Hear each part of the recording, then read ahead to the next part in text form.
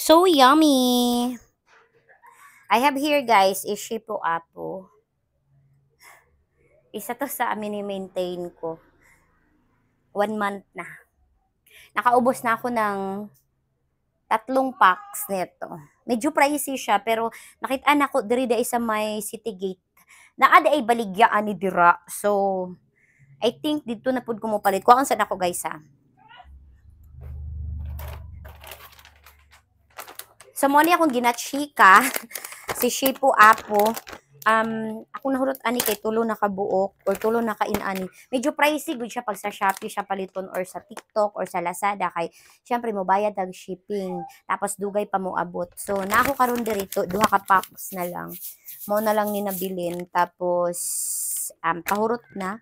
Murag diha na lang ko mo palit sa City Gate kay murag amo abot naman gud siya 400 plus ang usahay jud mo abot gud siya 500 kapin labi na ka nang wala na koy voucher for the shipping fee medyo mahal gyud siya so diha na lang ko mopalit kay para maka save tagamay ayan Shippo Apple.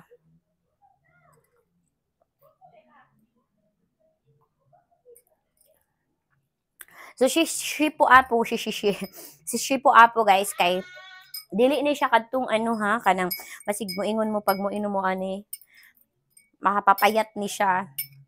So dili gyapon ni siya makapapayat kung dili gyapon ka mag-workout or dili ka mag-exercise.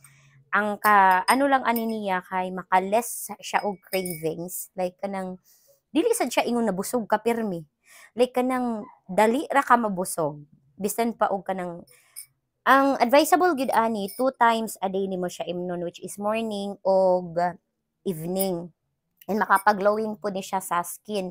Pero sa akong sitwasyon, sitwasyon, wala ko kaayo budget for this guys. Kung naalang ko'y sobra, maulang akong ipalit jud ani. Pero kung wala jud ko'y budget or kulang jud ang kwarta, dili jud ko mo palit ani, bahala dili sa ako makainom ani. Pag na ako ay extra, so dito na ko mo palit. So dili siya advisable na everyday gud nimo siya ay although advisable siya na everyday gud nimo siya i-take kay para mo effect jud siya sa imo.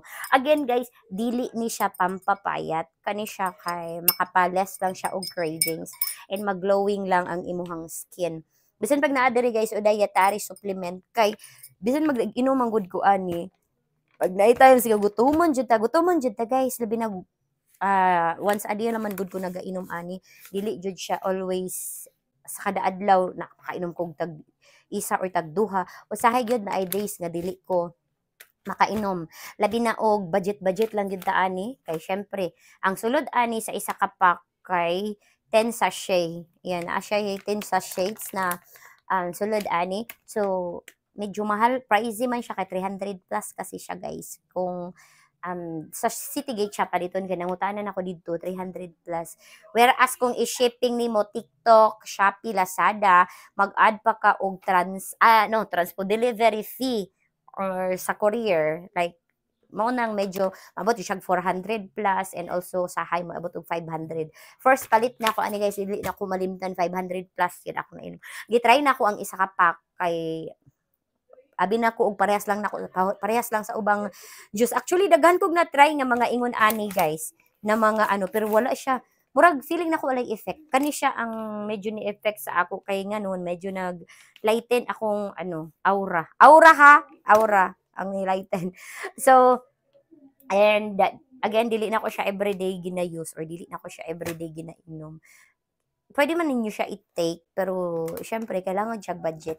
Pero sa ako aman good guys, since nakahurot na kog 3 packs ani kay kuan kanang almost 1 month na nako ni siya giti. Pero nara kasi times na kanang sa isa ka adlaw kaduha nako siya imnon like morning ug hapon mo nang wala ni abot og 1 month. Ay abot nag 1 month naman yata siguro. Di na ko maano guys ha.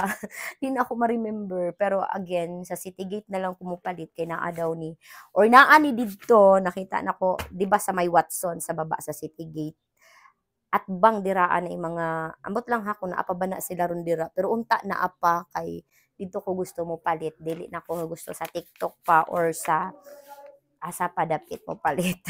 Para duol na din, then dili ka ita mamahalan, di ba? Pamasahe na lang, 30 pesos. O, di ba? So, that's it. Wala lang, share ko lang, Shipo Apo Juice.